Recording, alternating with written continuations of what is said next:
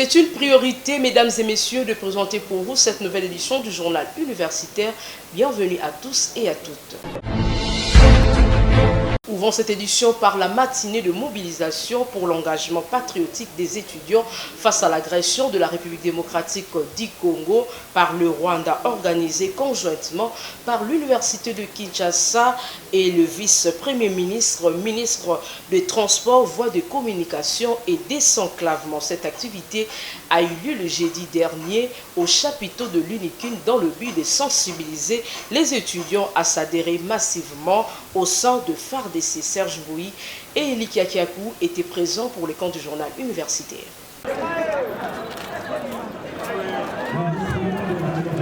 Le chapiteau de l'université de Kinshasa était saturé par les étudiants de toutes les facultés de cet établissement universitaire qui ont répondu massivement à l'appel du chef de l'État sur l'engagement patriotique des étudiants face à l'agression de la République démocratique du Congo par le Rwanda. Une campagne de mobilisation lancée par le vice-premier ministre, ministre des Transports, Voies de communication et désenclavement, Jean-Pierre Bemba Gombo, pour conscientiser cette jeunesse estudiantine à s'enrouler massivement au sein des FARDC. Dans son mot de circonstance, le recteur de l'université de Kinshasa, le professeur Jean-Marie Kayembe Toumba, a demandé aux étudiants de bien vouloir s'enrouler massivement au sein des forces armées car l'unique solution est aussi défendre la patrie.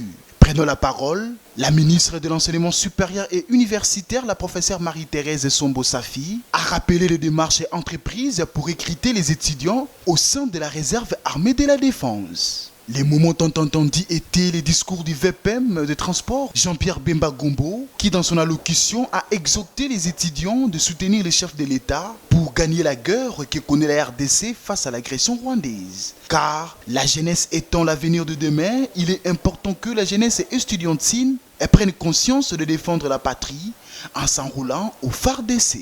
Étant un ancien ministre de la Défense nationale, il a en outre démontré l'organigramme de l'armée, les différentes écoles militaires et centres d'encadrement de nouvelles recrues. Et quant à l'épineuse question liée au paiement des militaires, le chef de l'État Félix Antoine Tshisekedi Tshilombo, et commandant suprême des forces armées et de la police nationale congolaise, a promis la prime spéciale aux veillants soldats qui sont au front. Ceci doit donc davantage motiver les étudiants de l'université de Kinshasa à rejoindre le FARDC, qui commence bien fini bien du temps. Cette activité s'est clôturée par une série de questions et réponses entre orateurs et participants.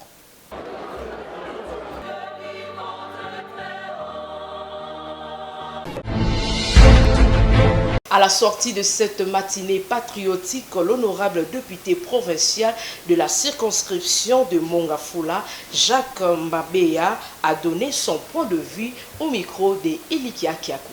C'est d'abord une impression de patriotisme, parce que tout à l'heure, nous avons vu le VPM en charge de transport qui a pris le devant par rapport à cette mobilisation nationale qui aujourd'hui est venue à l'université de Kinshasa, qui est la mère des universités, la première en termes d'étudiants, la première en termes de grandeur, et qui est venue aujourd'hui demander aux étudiants congolais de prendre conscience que notre pays est en danger et qu'il est important pour nous de nous prendre en charge.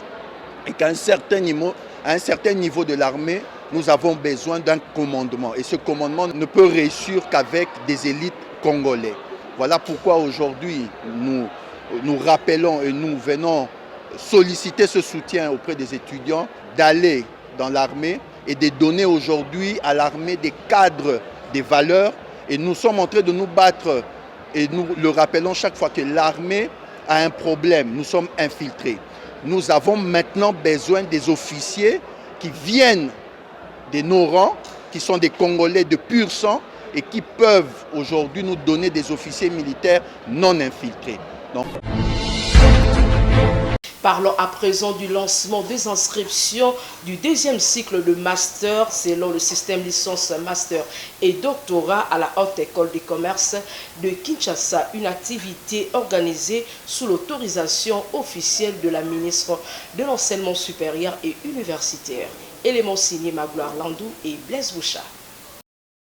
La Haute École des commerces de Kinshasa franchit une étape majeure dans son parcours académique en obtenant l'autorisation officielle de la ministre de l'Enseignement supérieur et universitaire, Marie-Thérèse Sombo Safi, de dispenser de formation de deuxième cycle en master suivant les prescrits de l'LMD. Cette reconnaissance permet désormais à l'institution de proposer des études de master dans plusieurs domaines. Sous la direction du professeur Edson Nyonsaba Sebigunda, l'école s'engage à offrir une formation des qualité comme aux standards académiques internationaux. Les inscriptions pour les masters sont ouvertes, offrant ainsi aux étudiants une occasion unique de perfectionner leurs compétences et de se préparer à des carrières professionnelles prometteuses. À cette nouvelle offre, la Haute École des commerces de Kinshasa confirme sa vocation à devenir un véritable centre d'excellence dans des domaines clés tels que l'informatique de gestion, les sciences commerciales, la gestion de ressources humaines, le secrétariat, l'administration et gestion de ressources humaines, l'entrepreneuriat et gestion de petites et moyennes entreprises. Un atout indéniable pour la formation des cadres compétents, indispensable au développement économique du pays. Pour s'inscrire, voici la procédure. Consultez ekin.ac.cd et cliquez sur le lien https://isc.optsolution.net/master cycle registration online. Et remplissez le formulaire et pour tout contact, appelez au 081 072 71 89.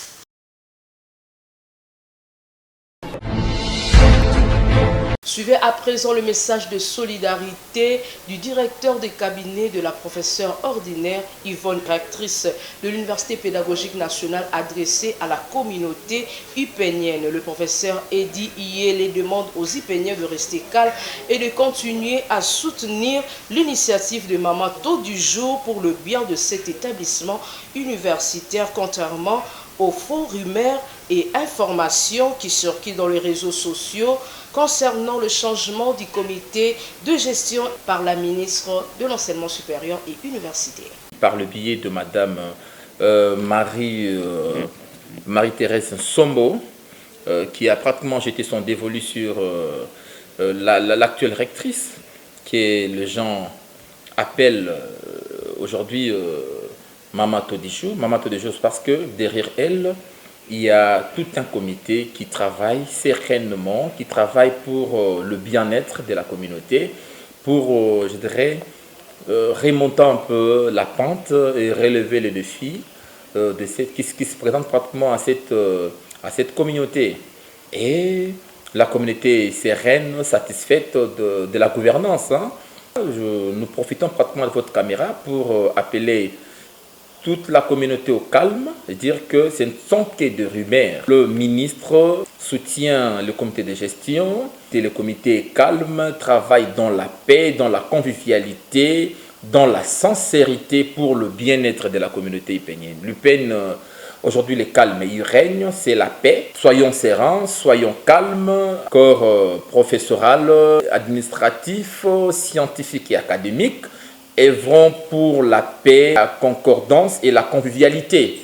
Donc ça ne sert pas de brûler de nez, de faire ceci, parce que ce ne sont que des rumeurs. Nulle part on a appris par la voie officielle que la ministre aurait pris un acte, et il va aussi de son droit, je crois bien, il va de son droit, mais toute la communauté, les cochers, s'arrangent derrière la ministre et sa vision, juste pour le bien-être de la communauté. Le président Tshisekedi est fier, et nous, communauté upénienne, nous sommes fiers de ce que nous avons aujourd'hui. Il a bénéficié. Nous avons juste des bâtiments aujourd'hui peints en neuf, des bâtiments ultra modernes. Quand les enfants viennent ici, c'est comme s'ils étaient sous d'autres essiers. C'est pratiquement, c'est incroyable la transformation qu'il y a eu à l'UPEN. Et l'UPEN est parmi les universités qui ne cessent de remercier le chef de l'État pour ses prouesses et surtout pour comment il a pu transformer l'UPEN. Et je ne vois pas juste un membre de l'UPEN qui est aujourd'hui dans des conditions acceptables, dans des conditions modernes, contredire pratiquement ce qui s'est fait juste avec ce gouvernement. Toute la communauté devrait, pour l'avancement de notre alma mater, que chacun apporte sa pierre dans la construction de ces grands édifice. Aujourd'hui, l'UPN est revêtie de sa nouvelle robe. Nous plaidons aussi pour la rénovation, la modernisation de nos enseignements, la redynamisation de nos activités, que l'étudiant soit au centre de nos intérêts. Et nous travaillons, le comité de gestion, là je parle comme de gestion, nous travaillons pour le rayonnement de cette université. Rendons-nous à l'université adventiste au Congo pour parler de la rencontre entre le nouveau recteur, le professeur Lebon Chipé Kadima, et la communauté universitaire adventiste. C'était une occasion pour ce nouveau recteur de présenter sa vision et les objectifs à atteindre au profit de cette alma mater. Serge Mbouyi et Christian Chipambassine, cet élément. C'est une cérémonie significative marquant la remise et reprise à l'Université adventiste du Congo. Nommé par les autorités ecclésiastiques, le professeur Lebon Chipé Kadima a pris officiellement ses fonctions ce vendredi 28 février en présence du monde universitaire. Après la prière, le représentant de l'Union a présenté le nouveau recteur devant la communauté présente. Prenant la parole, le professeur Lebon Chipé Kadima, recteur de l'Université adventiste du Congo, a remercié les autorités de l'Église qui l'ont placé à la tête de cet alma mater. Dans son speech, il est revenu sur 3 missions de l'université, à savoir l'enseignement, la recherche et le service à la communauté qui doivent être mises en place pour le rayonnement de cette université tout en insistant sur l'unité de tous. Nous remercions d'abord les administrateurs de l'église adventiste du 7e jour qui nous ont fait confiance pour prendre la direction de cette grande université, l'Université adventiste du Congo qui siège à Kinshasa. Il y a beaucoup de défis à relever. Vous savez que c'est une grande université pour l'Afrique centrale, donc l'Université adventiste, où nous allons accueillir plusieurs étudiants des différents pays de l'Afrique centrale qui viennent de part et d'autre pour venir étudier ici à Kinshasa à l'Université adventiste du Congo. Nous allons pouvoir faire de cette université une université rayonnante qui sera en fait enviée par notre société. Comme vous l'avez vu, vous avez constaté dans la salle que nous avons des étudiants. Donc nous ne pouvons pas parler de ce que nous avons comme patrimoine. Nous avons aussi les hommes. Donc tous ces étudiants-là qui viennent de différents pays sont logés dans les hommes de cette université adventiste du Congo. Après la remise et reprise, le nouveau recteur a pris officiellement ses fonctions. Signalons que le professeur Lebon Chipé Kadima est docteur en relations internationales de l'université de Kinshasa et auteur de plusieurs publications scientifiques. Grâce à son esprit managérial, et un nouveau vent va souffler au sein de cette université. La direction de l'Institut supérieur technique de médical de Kinshasa, ISTEM-KIN, en collaboration avec l'hôpital général de la référence de Njili, quartier 7, ont organisé une campagne de dons de sang du 24 au 27 février pour soutenir la population de l'Est de la République démocratique du Congo et les FARDC. Témoin de l'événement, Tonton Bion. Je donne mon sang et je sauve de vie, c'est avec ces slogans que les comités de gestion de l'Institut supérieur des techniques médicales de Kinshasa, en collaboration avec l'hôpital général de référence d'Njili, quartier 7, ont organisé une campagne de dons de sang pour soutenir la population de l'Est de la République démocratique du Congo. À titre d'exemple, la professeure Joséphine Toumba Kankolongo, directrice générale de l'ISTEM-KIN et son comité, ont manifesté leur bonne volonté devant toute la communauté universitaire en donnant leur sang tout en respectant quelques étapes, à savoir le prélèvement des signes vitaux, le poids, l'identification de la fiche et le code de prélèvement. Une activité satisfaisante qui a permis au comité de gestion de l'ISTEM Kinshasa à adresser un message patriotique à la population congolaise pour soutenir le chef de l'État et le FARDC. Alors notre pays, la République démocratique du Congo, est en guerre. Et cette guerre a occasionné des milliers de morts, des milliers de blessés, des milliers de déplacés de guerre. Voilà pourquoi, pour répondre à l'appel de son Excellence Marie-Thérèse Sombo, ministre de l'Enseignement supérieur et universitaire, l'ISTEM Kinshasa a voulu organiser cette campagne de don de sang pendant 4 jours pour pouvoir appuyer les hôpitaux qui sont chargés à l'Est de pouvoir prendre en charge les différents blessés de guerre. Le Rwanda et ses supplétifs du M23 ont agressé notre pays. L'intégrité de notre territoire est violée.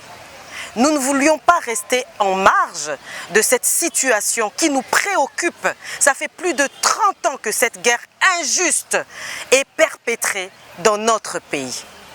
Et par rapport à cela, étant donné que l'ISTEM Kinshasa est un établissement d'enseignement supérieur et universitaire des sciences de la santé, voilà pourquoi, en collaboration avec une de nos entités décentralisées qui est l'hôpital de Njili, nous avons voulu organiser cette marque de solidarité, cette marque de soutien par rapport à tout ce qui se passe à l'est de notre pays.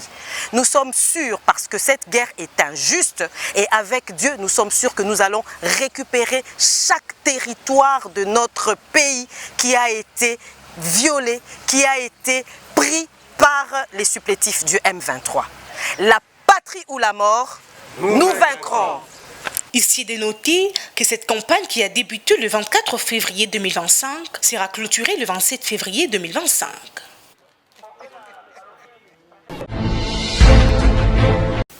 De l'autre côté, l'Institut supérieur pédagogique de la Gombe continue avec les inscriptions de nouveaux étudiants pour l'année académique 2024-2025. Suivez.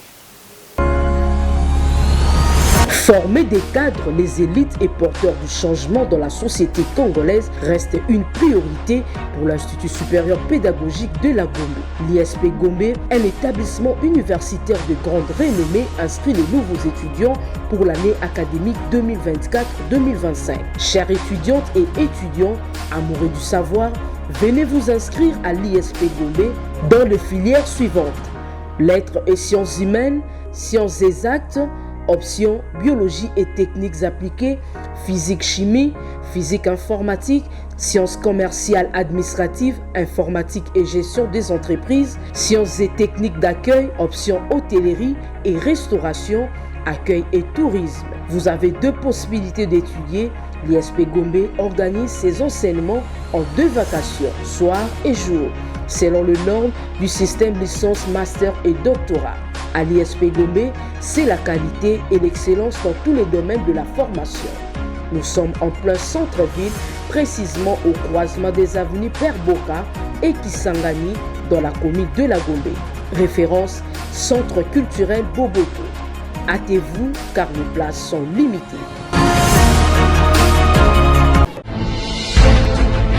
Changeons de chapitre à présent, ouverture du premier congrès international organisé par l'association sans but lucratif dénommée Fraternité de médecins issus de Bel Campus sur la nouvelle recommandation dans la prise en charge de pathologies cancéreuses. C'était le jeudi dernier au sein de l'INRB. Toujours un élément des Tontobion.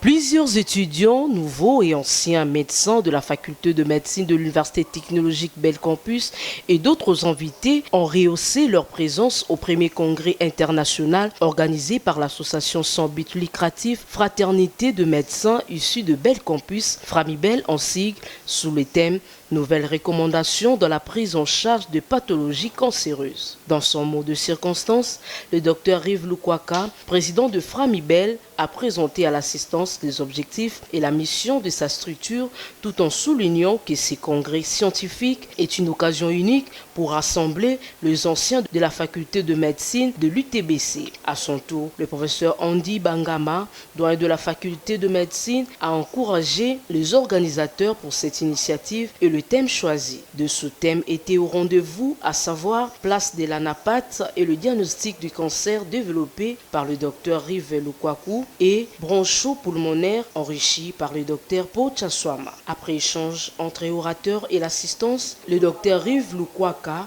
président de Framibel, est revenu sur la quintessence de cette activité. Les cancers existent bel et bien dans ce monde. Je vais vous dire que dans toutes les pathologies que nous recevons au département d'anatomie pathologique, selon l'étude que je réalisais, il y a 27% de pathologies cancéreuses. Donc ça veut dire que c'est un problème majeur de santé publique. Et donc nous invitons à tout le monde, tout le médecin, le personnel de santé, le paramédicaux, que si nous pouvons nous retrouver encore demain au sein de la grande salle Agora, laquelle salle qui va recevoir tout le monde, enfin, n'est-ce pas, de continuer à avoir des échanges cohérents afin que nous puissions arriver à porter des solutions que le pays est en train d'attendre, lesquelles solutions vont être à la base de l'émergence thérapeutique du cancer dans notre pays. Ici, de signaler que cette journée s'est clôturée par une photo de souvenir. Avant de boucler cette édition, parlons de l'apport de l'innovation technologique et de l'intelligence artificielle en temps de guerre, qui est le thème de la cérémonie de la rentrée économique 2025 organisée par la Fédération nationale de jeunes entrepreneurs du Congo le mercredi dernier à l'hôtel Kin Plaza Rotana. Élément signé Elikia Kiako. À cette activité, toutes les délégations. Plusieurs jeunes entrepreneurs congolais ont pris part à cette cérémonie de la rentrée économique 2025 ayant comme thème l'apport de l'innovation technologique et de l'intelligence artificielle en temps de guerre organisée par la Fédération nationale des jeunes entrepreneurs du Congo le mercredi dernier à l'hôtel Kin Plaza Rotana. Lors de son discours d'ouverture, le coordonnateur de la FENEDJEC, Eric Makwala, a salué la présence des invités de marque et remercié chaleureusement tous les jeunes entrepreneurs venus des quatre coins de la République démocratique du Congo. Il a ensuite laissé la parole au vice-premier ministre, ministre de l'économie, Daniel Mokoko Samba, et qui a partagé son point de vue sur les enjeux économiques actuels. Les interventions ont continué avec le représentant du ministre de la Jeunesse et du ministre de l'Industrie. Par la suite, des panélistes ont pris la parole, Eric Pierre, et qui a présenté son sous-thème sur le processus de financement du Fonds de garantie des entrepreneurs congolais. Et la deuxième intervenante a présenté le projet Transform. Après une série de questions et réponses, l'heure était venue pour la remise de diplômes d'excellence aux entrepreneurs et coordonnateurs provinciaux. L'événement s'est conclu par la coupure symbolique du ruban effectué par le vice-premier ministre, ministre de l'économie Daniel Mokoko Samba, marquant ainsi officiellement le lancement de la rentrée économique 2025. De nombreux entrepreneurs, visiblement satisfaits de la réussite de cette cérémonie, ont exprimé leur joie à travers des mots et gratitude. Je suis d'abord très émue par rapport à tout ce qui s'est passé à la rentrée économique. Mes sentiments, c'est des sentiments de joie. Le message que je peux lancer aux entrepreneurs de venir nous rejoindre, nous sommes le FNJ qui accompagne les entrepreneurs. C'est une association qui accompagne les entrepreneurs. Je l'invite tous ces gens-là de venir nous rejoindre. J'apprécie cet événement, j'apprécie cet engouement sur le thème et l'effet qu'on s'occupe de jeunes entrepreneurs dans ces pays. Je trouve que c'est une bonne chose et le fait qu'on ait une fédération et que je vis les ministres et les autorités nous accompagner dans cette optique d'idées, c'est une bonne avancée pour nous et espérons qu'ils vont nous accompagner pour qu'on ait plus de Made in Congo. Cette journée mémorable s'est achevée dans une ambiance chaleureuse soulignant la dynamique du secteur entrepreneurial congolais. Exceptionnel pour ça.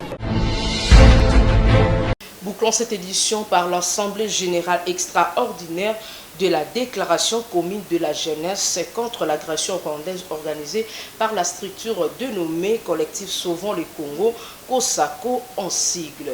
Reportage de Elikia Kiakou et Nene Wambeka.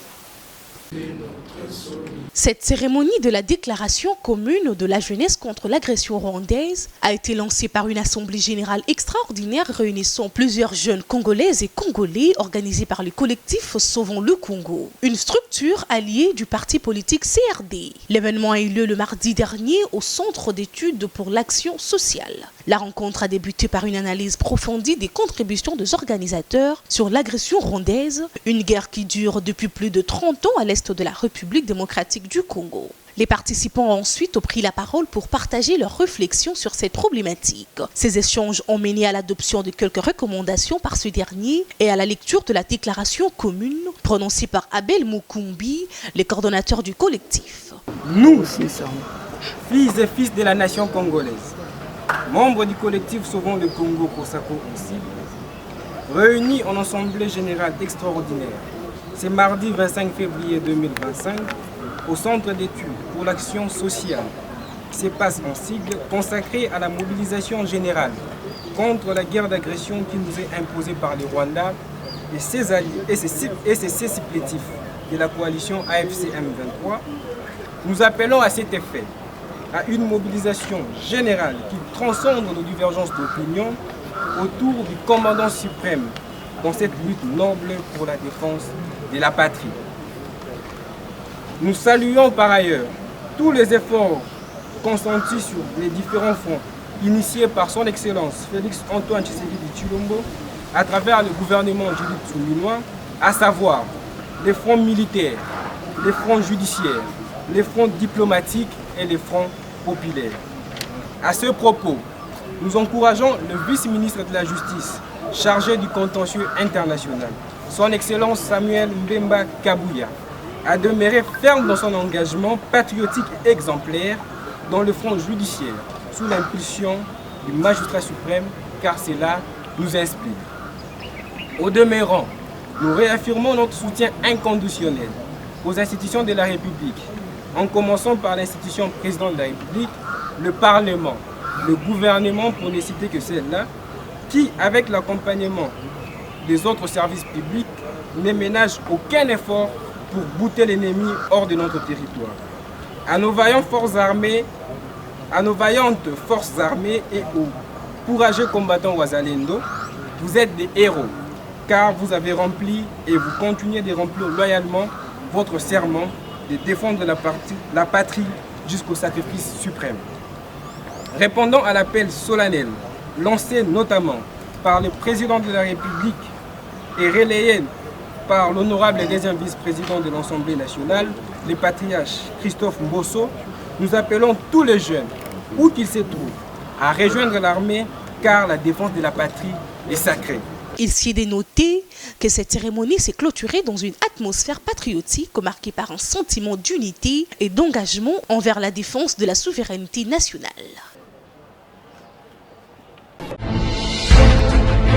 C'est la fin de cette édition, mesdames et messieurs. Merci de prêter attention à notre présentation derrière la caméra Nene Wambenga, réalisée par Emmanuel Lema, toujours sous la coordination de l'honorable André Mouchongo Machara. Quant à moi, je vous dis au revoir et bonne suite de courage chez vous.